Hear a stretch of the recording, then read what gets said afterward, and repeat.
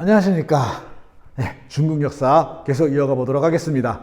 저번 시간에 그 송나라가 북방민족인 여진족에게 그만 영토 절반을 빼앗기고 남쪽으로 쫓겨내려가고 말았다. 그래서 남송이 됐다. 그리고 여진족이 이제 중국을 사실상 지배하는 금나라가 되었다까지 했습니다. 그리고 이 금나라는 당시 주변의 여러 나라들의 조공을 받으면서 자기네가 이제 중화를 자처하게 된 거죠. 이 무렵에 이제 고려도 결국은 금나라에게 복종을 하게 되었죠.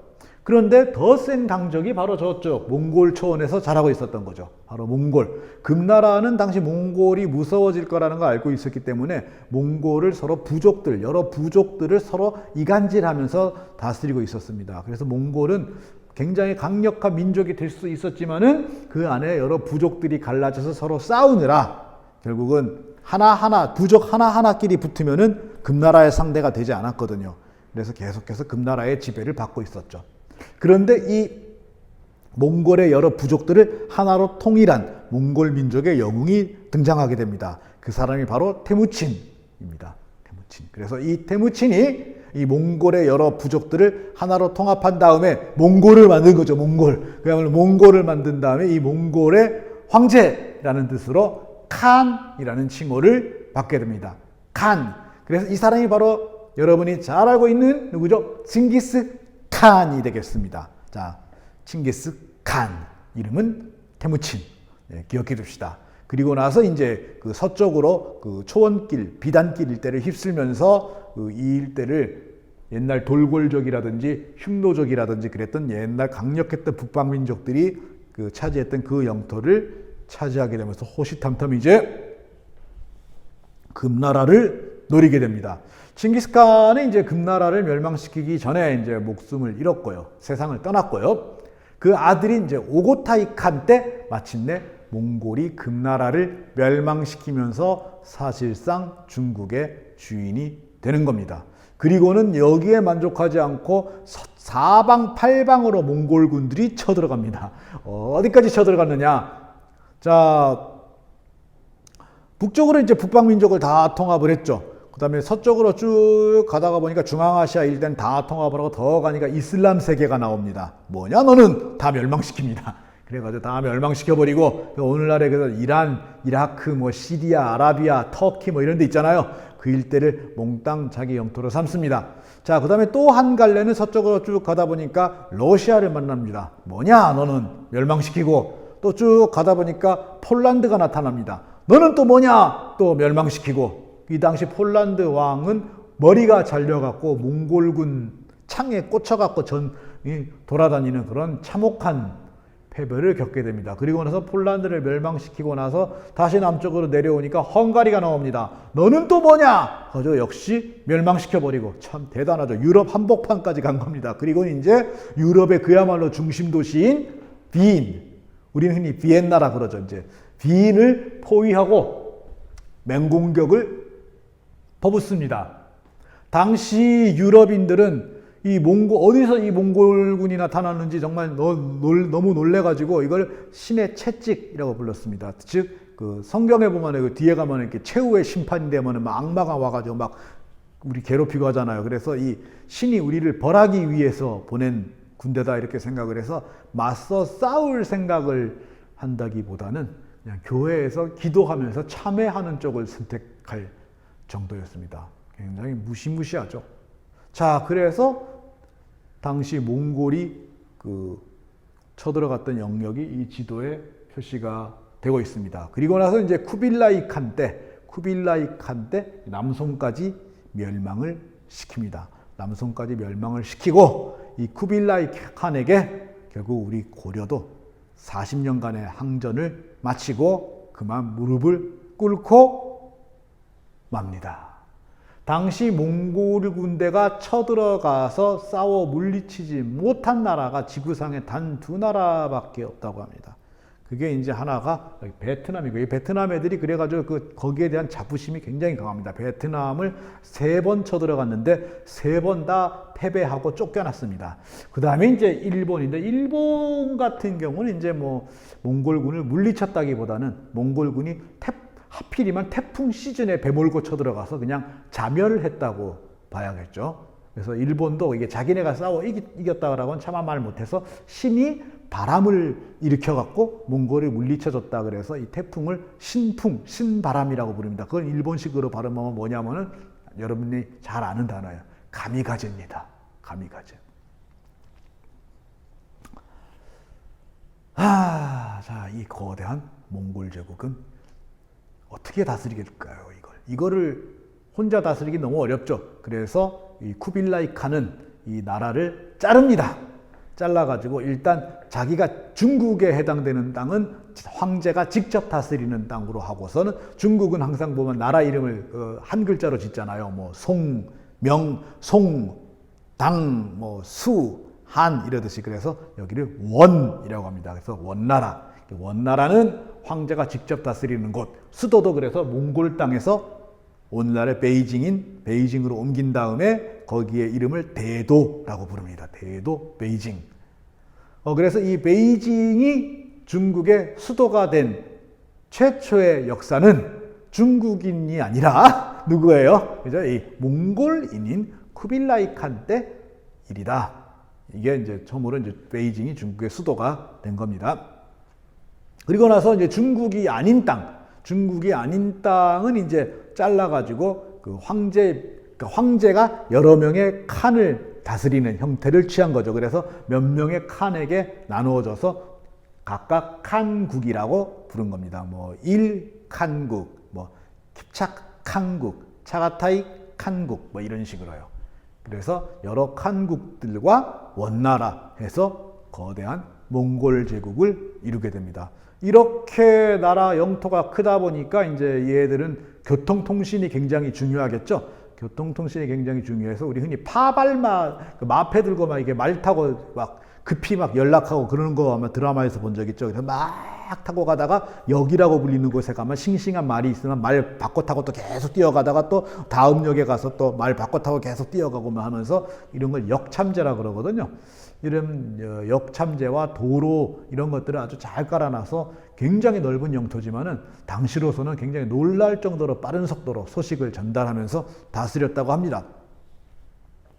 문화적으로도 굉장히 발달을 했고요. 당시 몽골인들은 문화적인 편견이 별로 없고 종교적으로 이 종교를 꼭 믿어야 돼 이런 게 별로 없었기 때문에 온 나라 종교들을 다 받아들였다 그래요. 그래서 불교, 유교, 도교 뭐 이런 거는 물론이려니와 이제 이슬람교라든지 저쪽 유럽의 크리스트교까지 막 들어오게 되죠. 이때 크리스트교 선교사를 따라서 이 몽골 제국에 와가지고 그 몽골 제국의 여러 가지 문물들을 공부해서 유럽에 가서 그걸 알린 사람. 그 사람 아마 여러분이 많이 들어본 이름일 거예요. 그게 누굴까요?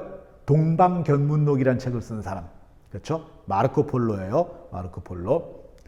그리고 이제 여러 가지 학문이나 과학기술이나 이런 상업이나 이런 것들도 다 아주 발달한 나라로 번창하고 있었다고 합니다. 그럼에도 불구하고 이 몽골 제국에게는 치명적인 약점이 두 개가 있었어요. 하나가 뭐냐면은 굉장히 민족 차별적이었어요. 그걸 이제 몽골 우선 제일주의. 우리나라 사람들에게도 사실 그런 점이 좀 있잖아요. 우리가 그래서 교훈으로 삼아야 돼요, 이거를.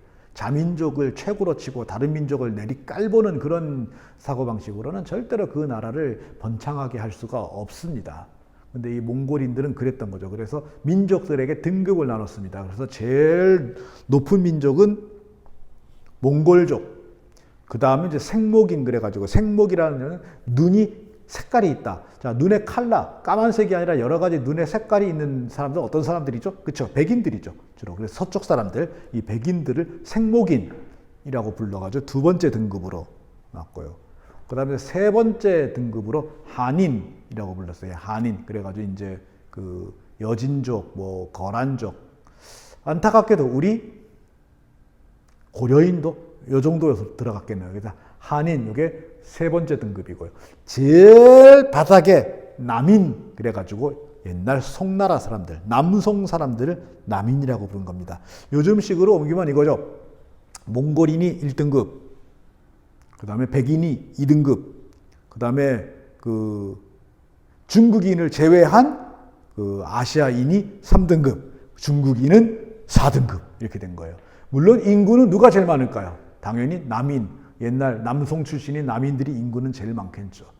이게 민족 차별일 뿐이 아니라 신분제이기도 했어요. 그러니까 민족이 곧 신분이에요. 얼마나 차별이 심했냐면은 예를 들면은 몽골인이 그 송나라 사람을 죽였어요. 에이씨, 뭐 죽이면은 벌금을 내는 거예요. 그런데 송나라 사람이 몽골인을 때렸어요. 그럼 어떻게 될까요? 그쵸? 목이 달아나는 거예요. 이 중국 애들 입장에서는 정말 자존심 엄청나게 상하죠. 자기네가 중화라고 자처하고 문화민족이라고 자처했는데 이놈의 몽골 애들이 쳐들어와가지고 망해갖고 지배를 받는 것도 억울해 죽겠는데 중국인이라는 이유로 전부 무슨 취급받고 있어요 지금? 천민 취급을 받고 있잖아요. 그러니 당연히 뭘 일으키겠어요? 그렇죠. 반란을 일으키지 않을 수가 없는 거죠. 그래서 곳곳에서 한족의 반란들이 일어납니다. 물론 몽골인은 무력이 강하기 때문에 일어나는 족족 가가지고 진압을 하지만은 한족은 몽골인보다 뭐가 훨씬 우월하죠? 그렇죠. 숫자죠. 수가 훨씬 많은 거죠. 그래서 마치 두더지 게임 하는 거죠. 아니, 여기서, 이러다가 이제 몽골이 지쳐가는 거죠. 또 하나 약점은 뭐냐면, 몽골은 모든 걸 다 무력을 너무 숭상한다는 거예요. 몽골인들은 무력을 너무 숭상하다 보니까 뭐든지 무력으로 해결하려는 경향이 강했어요. 그래서 황제 계승조차도 무력으로 해결하려고 그랬어요. 이게 몽골의 전통적인 황제 계승은 옛날 중국이나 우리나라처럼 황제가 돌아가시면은 그 큰아들이 자연스럽게 계승하고 그런 게 아니라 일단 황제가 돌아가시면은 그 왕자들이 다 모여갖고 영웅대회라는 걸 열어요. 그걸 쿠릴타이라고 그러는데 영웅대회라는 걸 열어가지고 누가 진정한 칸의 자격이 있는 영웅인지를 막 주장해가지고 거기에서 호응을 받아야 다음 황제가 되는 거예요. 그래서 몽골인들이 그렇게 열심히 정복전쟁을 했는지도 몰라요. 내가 이렇게 훌륭한 원정을 하지 않았느냐 이걸 보여주려고. 그런데 이제 세계제국을 만들었으니 내가 더 위대한 영웅이다라는 걸 보여줄 증거가 없잖아요. 그러니까 어떻게 할까요? 그렇죠. 자기들끼리 싸워서 그래? 네가 그렇게 잘났어? 어디 한번 싸워볼까? 하면서 그래서 이 황제 한 번 바뀔 때마다 내전이 일어나는 거예요. 자, 한쪽에서는 한족들이 계속 반란을 일으키고 다른 쪽에서는 그 황족들끼리 서로 다음 황제 자리를 놓고 서로 내전을 일으키고 이런 나라가 오래 갈 수 있겠습니까? 오래 못 가죠. 그래서 결국은 한족이 일으킨 반란군에게 패하면서 다시 베이징을 빼앗기면서 북쪽으로 다시 원래 몽골 자리로 쫓겨나가게 됩니다. 이때 몽골을 다시 원래 몽골이 있던 곳으로 쫓아낸 사람이 주원장이라고 하는 사람이고요. 이 사람이 세운 나라가 바로 명나라가 되겠습니다. 이렇게 해서 몽골의 지배는 그 100여 년에 불과했지만은 그래도 이 시대가 그 중국 역사에서 굉장히 강력한 어떤 자극제 혹은 신선한 자극제 이런 역할을 했던 것만은 분명합니다. 그래서 그 송나라 때 그 성리학이 지배하던 고리타분하고 너무 이렇게 막 점잖 떨던 송나라 문화가 좀 한번 두드려 맞고 나니까 이제 어떻게 될까요? 굉장히 좀 소박하고 서민적인 문화로 바뀌게 되죠. 그래서 이 원나라 때는 오늘날 중국의 여러 서민 문화들이 다 이때 만들어지게 됩니다. 하기는 몽골이 다스리면서 중국인들이 어떤 뭐 관직에 나가거나 높은 자리를 못 가니까 다 뭐 하겠어요. 저작거리 돌아다니면서 장사나 하고 공연이나 하고 했을 거 아닙니까? 그래서 그 소설이라든지 휘곡이라든지 뭐 여러 가지 뭐 경극, 연극 이런 거 있잖아요. 이런 것들이 대부분 다 이제 원나라 때 이렇게 만들어지게 되는 겁니다.